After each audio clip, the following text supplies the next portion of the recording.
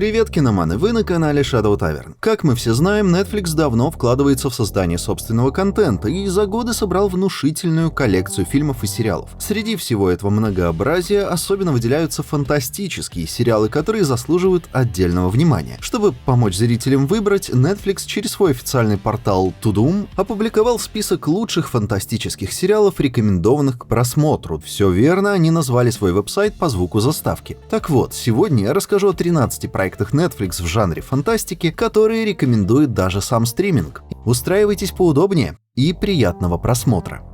Очень странные дела. Сериал стал для Netflix тем, чем «Игра престолов» когда-то была для HBO. Культурным феноменом. Даже те, кто его не смотрел, наверняка сталкивались с мемами, отсылками и музыкой из шоу. История подростков из Хоукинса, сражающихся с силами из другого измерения, вобрала в себя атмосферу романов Стивена Кинга и ужастиков Лавкрафта, добавив к ним искреннюю драму взросления. «Очень странные дела» давно вышли за пределы чистого хоррора, став сериалом о дружбе, храбрости и преодолении страха.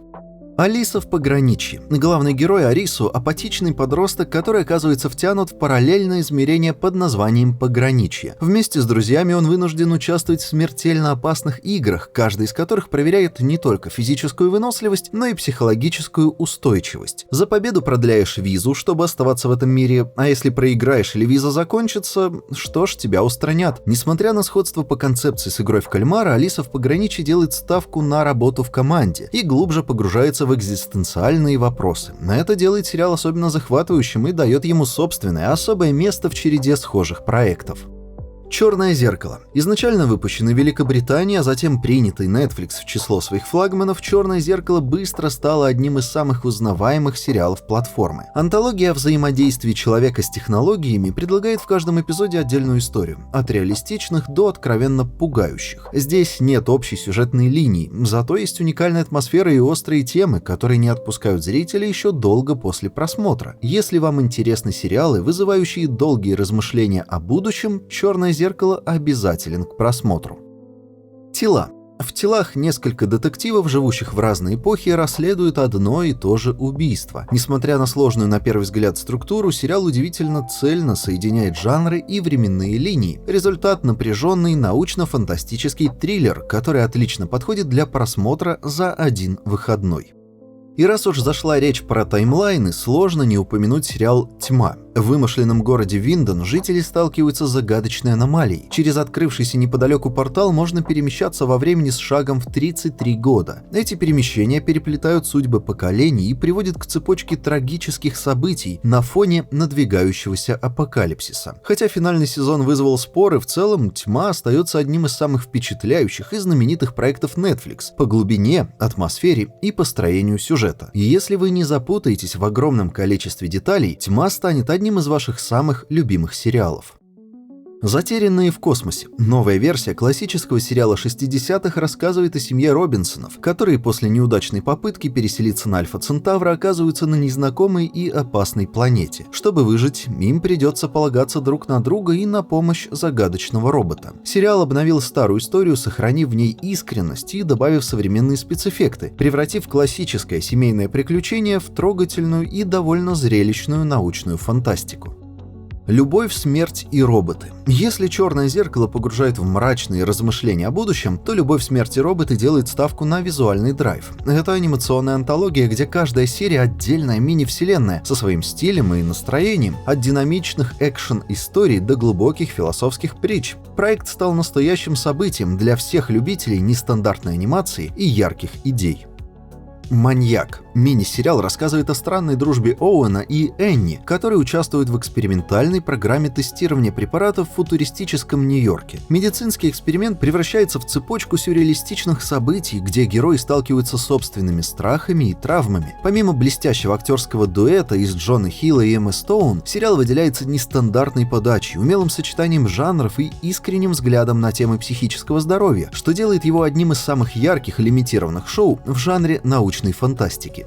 Супергерл. Внезапно, но да. Хотя сериал не является оригиналом Netflix, платформа с удовольствием рекомендует его своим зрителям. Телешоу рассказывает о Каре Зор-Эл, кузине Супермена, которая живет на Земле под личиной обычной девушки, скрывая свои сверхспособности. Шоу балансирует между легким супергеройским экшеном и мелодрамой, при этом сохраняя оптимизм и делая акцент на вере в добро. Это история взросления, о принятии своей силы и о поиске своего пути, что делает Супергерл приятным выбором как для подростков, так и взрослых зрителей.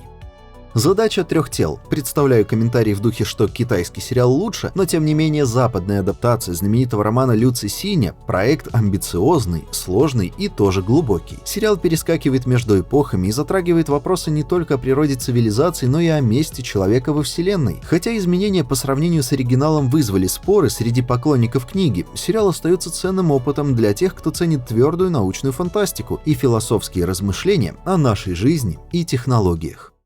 «Дождь». Netflix часто недооценивают как место для отличных скандинавских сериалов, и «Дождь» — один из ярких примеров. После того, как мир охватила эпидемия, передающаяся через дождь, брат и сестра Симона и Расмус выходят из бункера в разрушенную Европу. «Дождь» — это не только история выживания. Это размышления о вине, ответственности и надежде в условиях катастрофы. Сериал создает мрачную, но правдоподобную картину постапа, который человечество создало своими руками. Академия Амбрелла. Иногда хочется чего-то менее тяжелого, и Академия Амбрелла отлично для этого подходит. История о странной приемной семье супергероев, которые пытаются предотвратить апокалипсис, сочетает экшен, комедию и драму. Что делает сериал особенным, это не только эксцентричные персонажи, но и искреннее внимание к их внутренним конфликтам. Каждому из них приходится бороться не только с внешними угрозами, но и со своими страхами, сожалениями и желанием быть принятым. Здесь считаю важным оговориться, что последний сезон действительно бездарно слит, но в остальном сериал очень годный и действительно заслуживает места в списке просмотра. И, наконец, добро пожаловать в Эдем. Он стал одним из многих амбициозных проектов Netflix, которым не суждено было дожить до третьего сезона. Но, несмотря на короткий срок жизни, сериал запомнился. История о группе подростков, которых заманили на остров под предлогом участия в вечеринке, превращается в напряженную драму о культах, контроле и борьбе за свободу. Постепенно глянцевая реальность утопии трескается, открывая под собой темные тайны. Сериал удерживает интерес за счет яркого молодежного каста, динамичного сюжета и растущего ощущения тревоги, которое сложно игнорировать. Очевидно, порядок сериала в этом списке не связан с рейтингами или популярностью. Их расположение исключительно для удобства. Каждый из них заслуживает внимания по-своему. Дополнительно отмечу, что я не редактировал и не изменял список предложений стриминга, поэтому здесь и оказалась Супергерл. Просто дополнил его синопсисами и главными плюсами, о которых говорит большинство обзоров и отзывов. И на этом у меня сегодня все. Спасибо за просмотр. Если выпуск вам понравился, не стесняйтесь делиться ссылкой на него со своими друзьями, подписываться на канал и нажимать на кнопки под плеером. Ссылки на мои соцсети и Boosty, если захотите поддержать канал, найдете в описании и закрепленном комменте. И до встречи в следующем выпуске. Пока.